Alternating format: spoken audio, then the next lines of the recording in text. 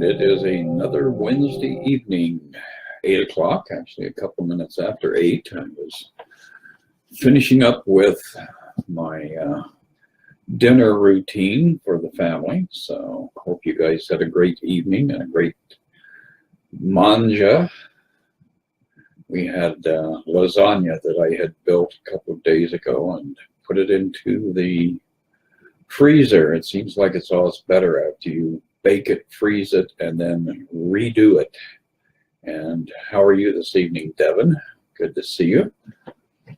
I assume that I am in pretty good shape as far as the sound quality, etc., but nonetheless, I'm sure that I will be notified if there is an issue.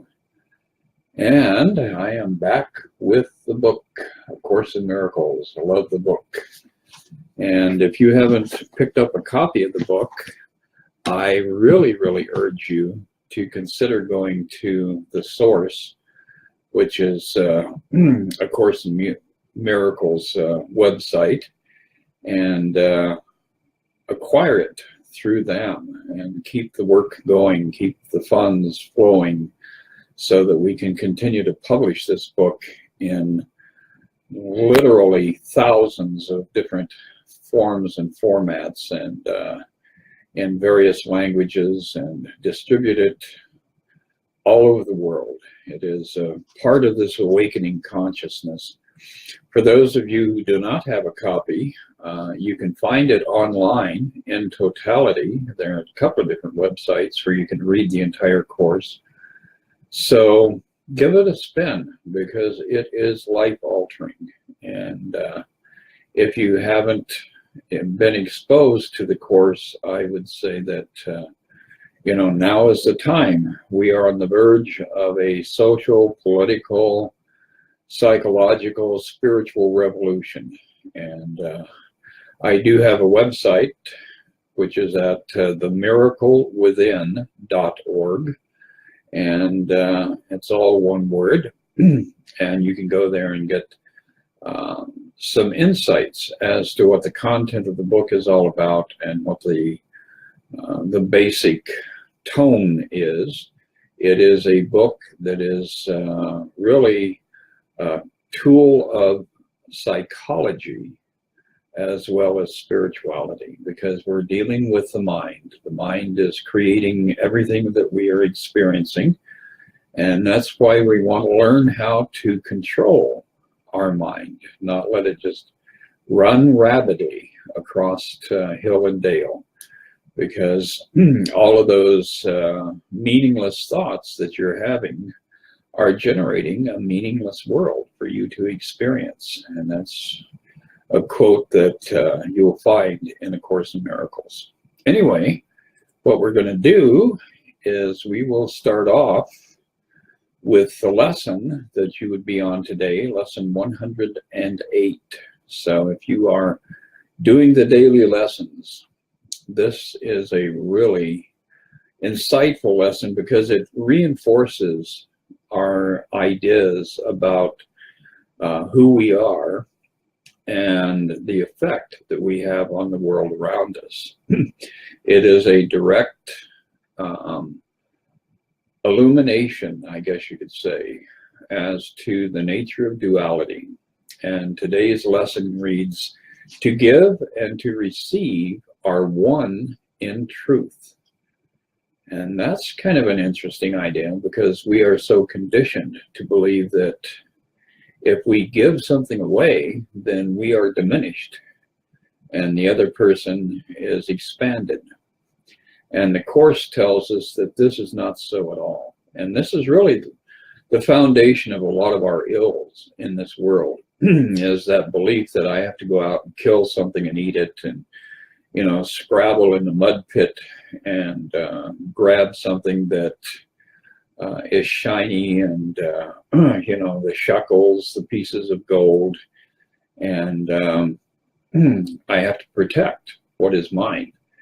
And this particular lesson is very insightful in that it helps us to recognize that we are not this isolated, polarized identity that we have embraced. and accepted and cultivated, and ultimately we will have to release and forsake at some point in our journey through time. So this one starts off, vision depends upon today's idea, and we are again being very alert to the wording here. Vision as opposed to sight. Sight is, what we use in the material world, and basically that's the process wherein the illusion that we are creating is reflected back to us. And as I tell everybody over and over again, if you can see it, taste it, touch it, hear it, or smell it, it's not real. It's part of the illusion. All of our sensory input is reinforcing that belief that we have become separate, and that we are an object, and that we are surrounded by other objects, and that all of this insanity is what causes all of our conflict and fear and our belief in lack and limitation. He goes on to say the light is in it. The light is the presence of God, and it's not the sunlight that we experience in the day. The light that we're speaking of here is a luminescence that goes beyond the corporeal senses. So we're seeing things through our sense of vision when we're talking about spirituality and the presence of God. And all of us at some point will experience that shift where we're beginning to experience the world through vision rather than sight.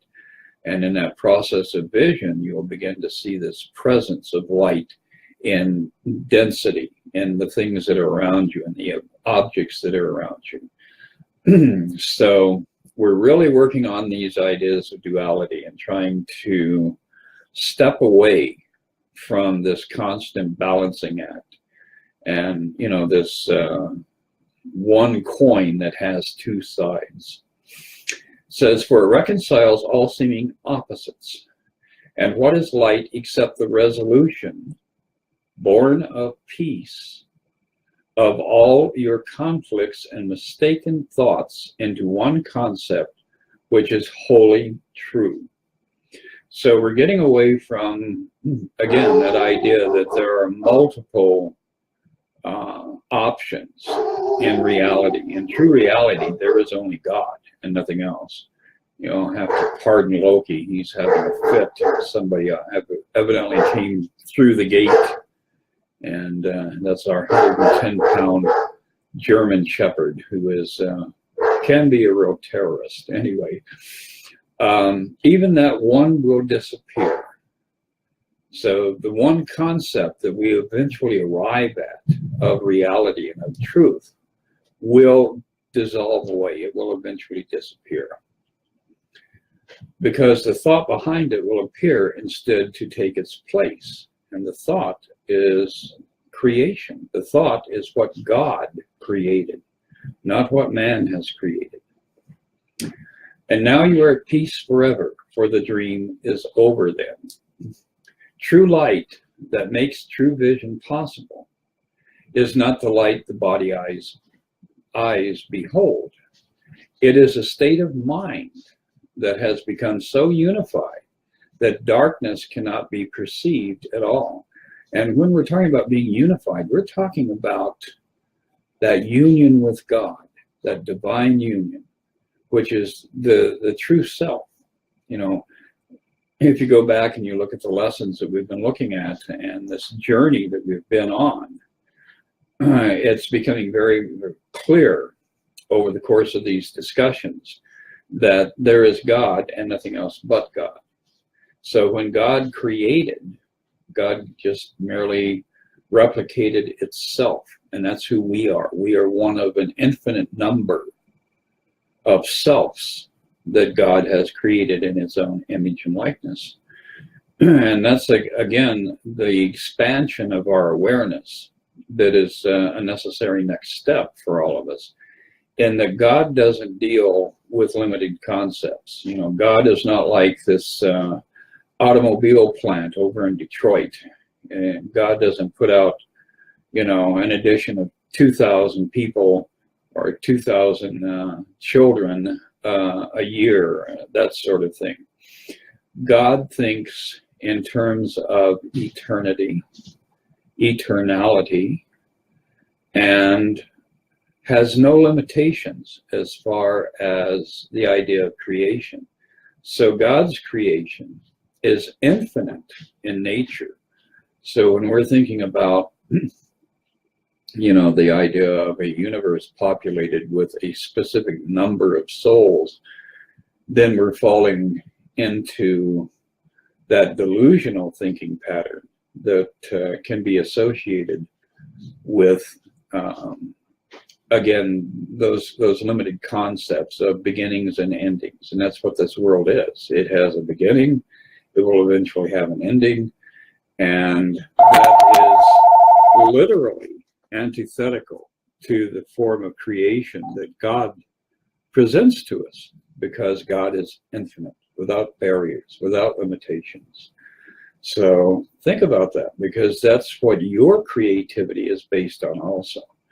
You want to have that child, that beautiful baby boy or girl that is an extension of yourself. Well, in truth,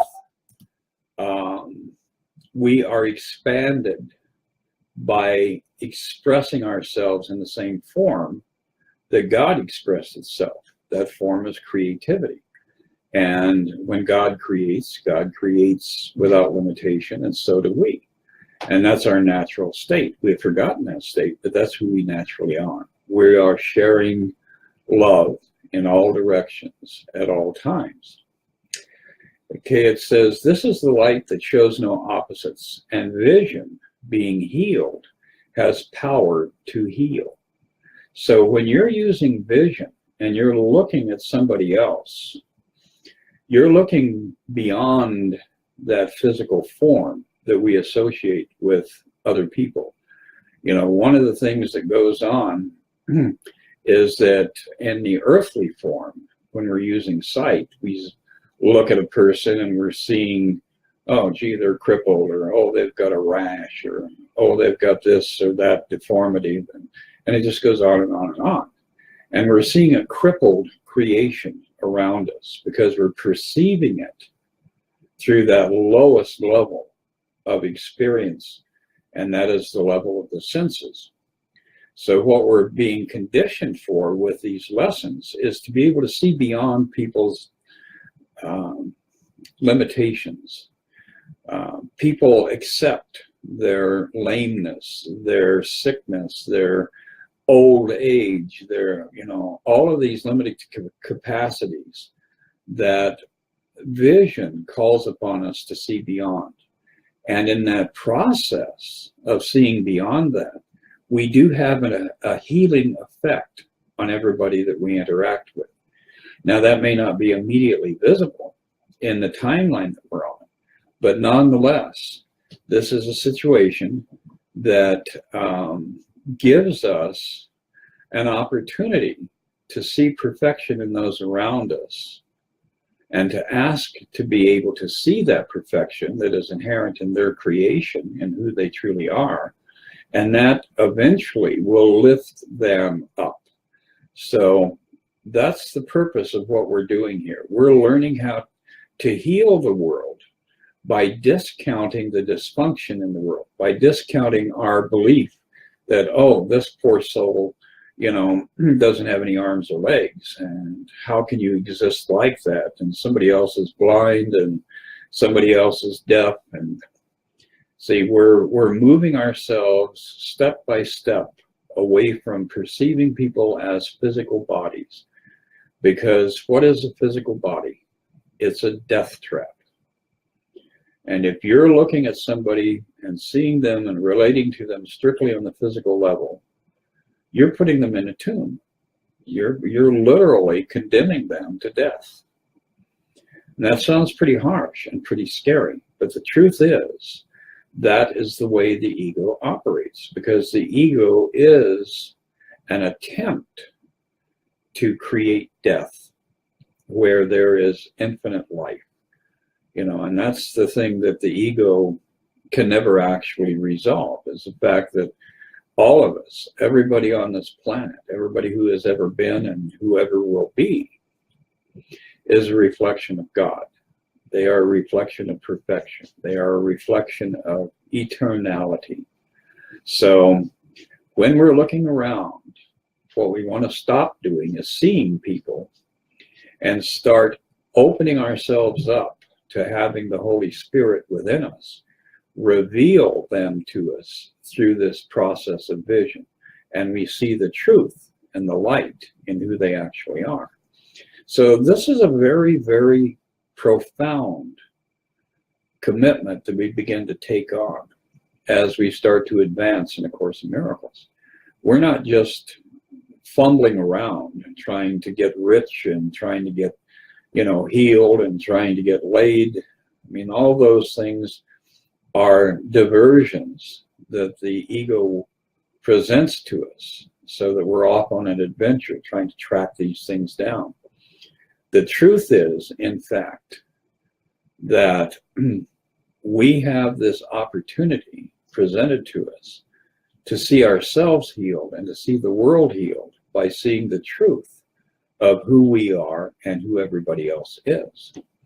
It goes on to say, here are both giving and receiving seen as different aspects of one thought, whose truth does not depend on which is seen as first, nor which appears to be in second place.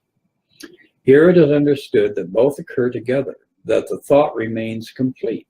So if we're seeing people for who they truly are and seeing ourselves for who we truly are, then we begin to recognize that there is this oneness, this singularity of existence, because you cannot see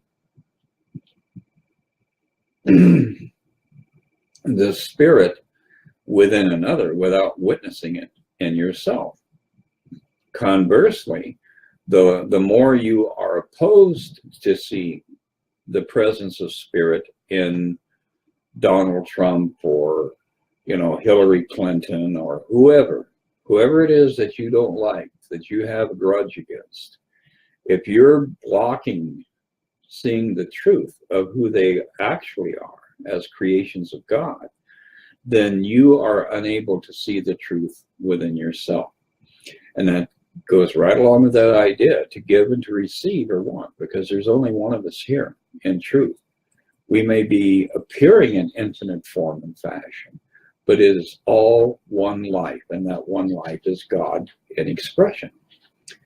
It says, this is the light that shows no opposites, and vision, being healed, has power to heal. So again, that idea of seeing the truth in others is a process wherein we are helping others by lifting them up out of their humanity and restoring them to their absolute truth, which is that they are the presence and activity of God. So these are, pretty profound ideas. These are ideas that go beyond the limited concept that we have of ourselves. And it's really actually very thrilling, if you stop and think about it, to recognize that you have this power, that you have this essence within you that you can call upon, that you can bring forth. So as we start to, lift ourselves up and lift those around us up, we begin to step into a world that's much more peaceful. We begin to step into a world where we feel that constant presence that's always with us. Last week, I think in the lesson that I did, I referenced the 23rd Psalm, which is, the Lord is my shepherd. And it literally is one of the most positive affirmations that's contained in the entire Bible. When you stop and think about it, the Lord is my shepherd, I shall not want. Well, that eliminates all the problems with supply, with your bank account, and go ahead and look that psalm up and read it and use it as a meditation, because it really puts you in a place of empowerment. That part of it where shares with us the idea, yea, though I walk through the shadow of the valley of death, I shall fear no evil, because we become invincible. We become immaculate. We become the truth of who we actually are. We abandon that idea of being a physical body that is most assuredly very vulnerable and easily corrupted. So it's stepping away from limitation. It's stepping away from lack. It's a stepping away from an identity that is so fragile that we constantly are on guard. We're always in attack mode, trying to protect it. We, go out and get tattoos and use mascara, and we do everything we can to adorn it and to literally worship it. And yet, at some point down the road, you're going to step out of it. It's going to fall apart and return to the nothingness that it actually came from. So we really have to be, aware of what the Course is presenting to us. It is presenting this magnificent vision of self and this astonishing way of living where we transcend all the problems and issues that our corporeal life has presented to us. And if you continue to work with lessons, you take each step in a daily basis toward an ideal outcome. And what could be more beautiful than that? I mean, it's just amazing. Anyway, switching from the lesson, we're going to go back to the book, the text, and within the text, we were working on Chapter 5, Healing and Wholeness. And we were looking at the second section of that, the voice for God. And I'm going to skip down to the second paragraph here. It says, the Holy Spirit is a spirit of joy. Well, now that's interesting. How much joy do you have in your life? And would you, if it were presented to you, would you opt to indulge an even greater and more expanded life of joy? How much joy do you get in the sunrise, for instance? Do you go out and watch it every morning? How much joy do you get in the neighbor's kids playing, in the sprinklers on a hot summer day? How much joy do you get in just the minutia of life? And if you're all glommed up in the ego, you're going to miss all of these opportunities to experience joy. So when we align ourselves with that presence of God within us, which is what the Holy Spirit is, we begin to align ourselves with joy and with happiness and with a sense of fulfillment. It goes on to say, he is the call to return with which God blessed the minds of his separated sons. So at that point of separation, God recognized that there was something missing, that direct line of communication that is always going on between us and God. And that's a beautiful thing, really. That is the sustenance of our being. That is the source of our life. So all of a sudden, God notices that part of its creation is kind of absence. And at that precise moment, God expanded his creation to include the Holy Spirit within every soul that he had created. So all of a sudden, there is this reinforcement of the presence of God that was extended to us as we fell into this sleep, as we fell into this psychotic realm where death and destruction seem to be the powers that command us. And the Holy Spirit is that call to remember who we actually are so that we can start the journey out of this silliness. It goes on to say, this is the vocation of the mind. The mind had no calling until the separation, because before that it had only being. So our mind was always in a state of tranquility before the separation. See, But as we fell out of our contact, of our awareness of God, we started to see ripples form on this vast ocean of the mind.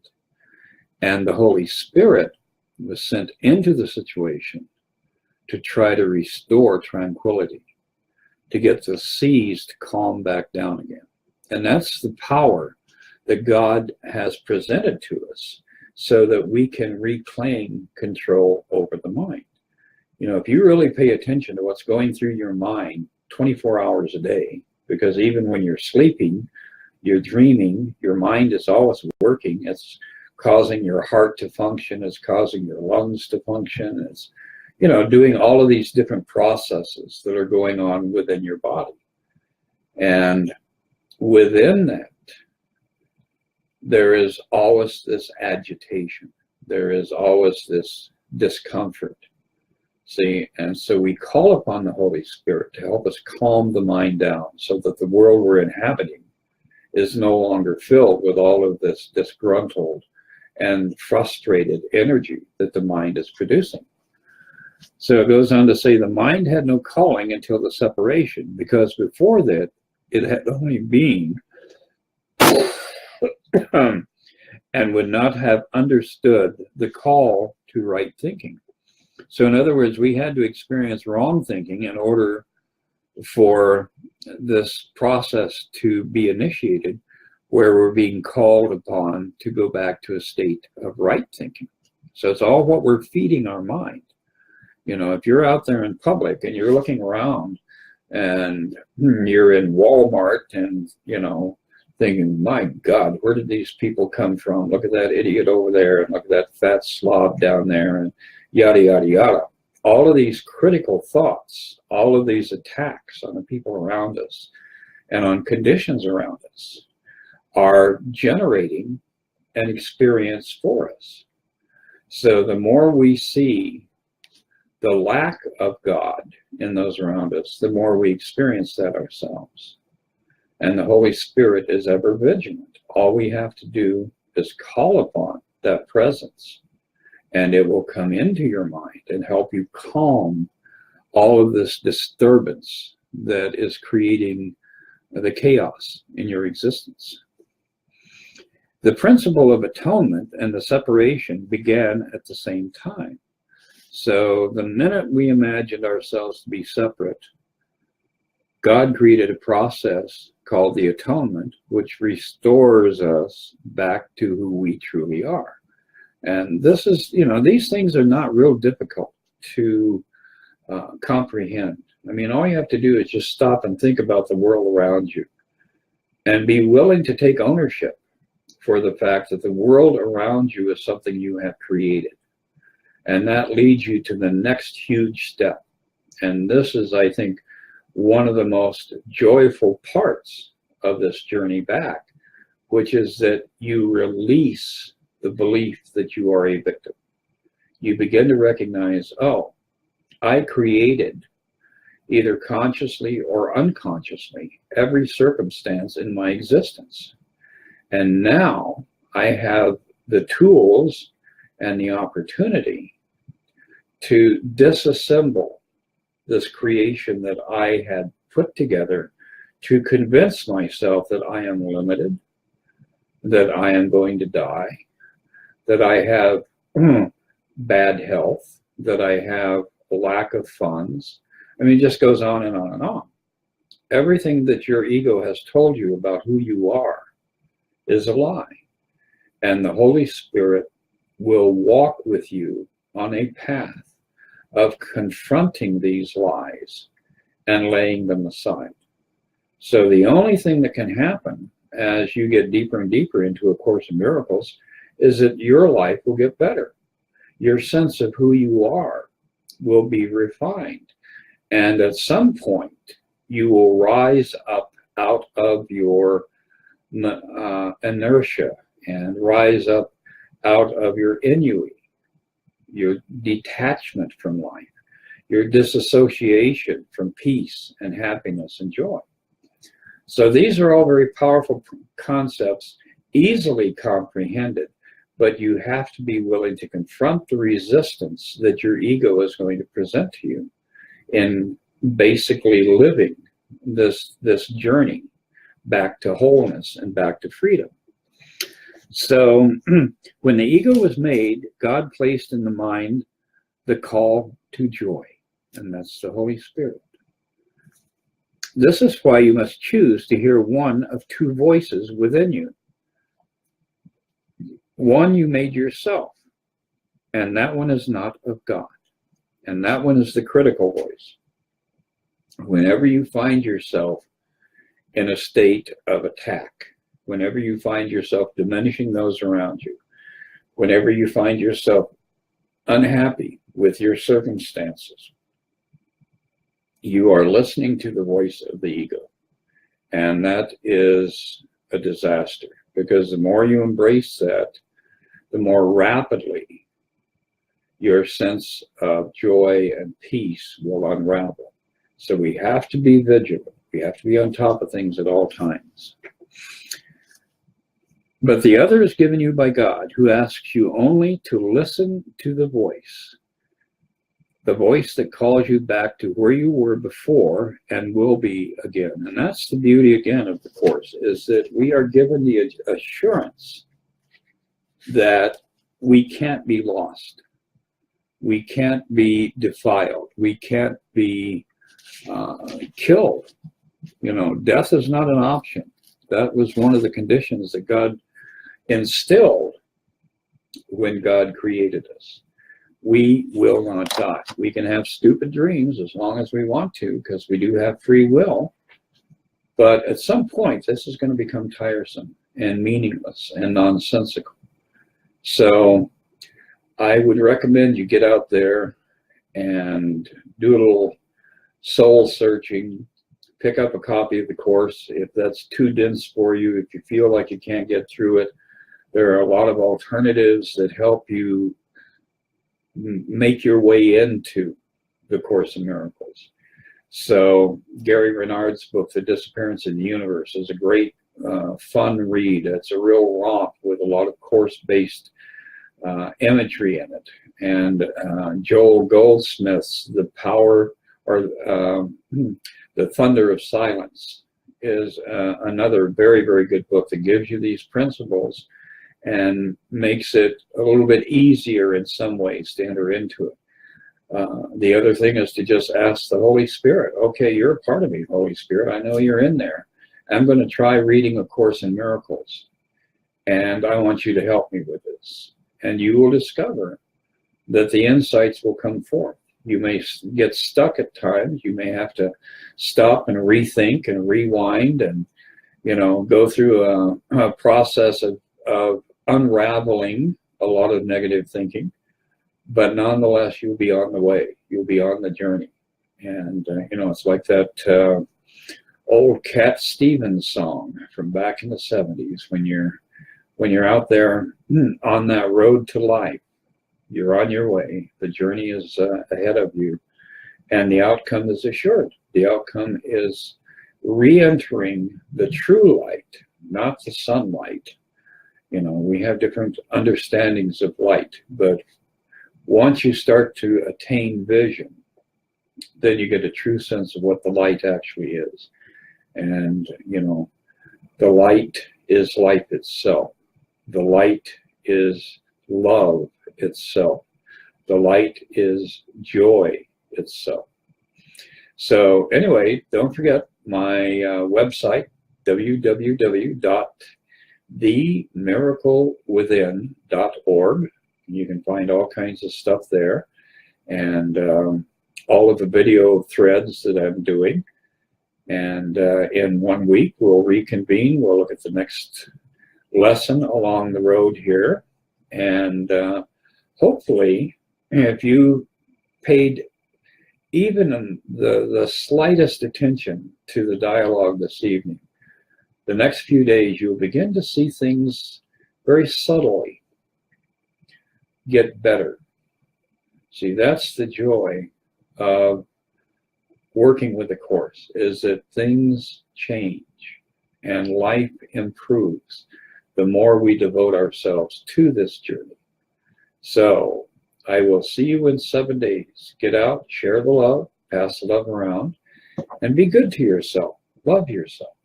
And realize that who you thought yourself was has to be expanded so it includes every living soul and every living thing in creation. If you can love yourself as that true self, then I guarantee you, you're going to have a great week. So I'll see you soon.